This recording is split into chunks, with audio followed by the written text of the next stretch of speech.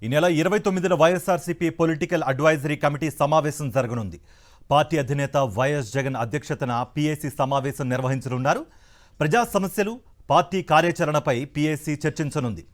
కూటమి పాలనలో రాష్ట్ర ఆర్థిక పరిస్థితి మరింతగా దిగజారిందంటూ వైఎస్ జగన్ ఆందోళన వ్యక్తం చేస్తున్నారు. గత ఆర్థిక సంవత్సరం మొదటి త్రైమాసికంతో పోలిస్తే ప్రస్తుత ఆర్థిక సంవత్సరం మొదటి త్రైమాసికంలో రాష్ట్ర ప్రభుత్వ పన్నేతర ఆదాయాలు భారీగా తగ్గాయని అన్నారు. రాష్ట్రంలో అవినీతి వల్ల ఖజానాకు రావాల్సిన ఆదాయం రాకుండా పోతోందని ఆయన మండిపడ్డారు. ఈ నెల 29న వైఎస్ఆర్సీపీ పొలిటికల్ అడ్వైజరీ కమిటీ సమావేశం జరగనుంది. పార్టీ అధినేత వైఎస్ జగన్ అధ్యక్షతన పీఏసీ సమావేశం నిర్వహించనున్నారు. ప్రజా సమస్యలు, పార్టీ కార్యాచరణపై పీఏసీ చర్చించనుంది. కూటమి పాలనలో రాష్ట్ర ఆర్థిక పరిస్థితి మరింత దిగజారిందంటూ వైఎస్ జగన్ ఆందోళన వ్యక్తం చేస్తున్నారు.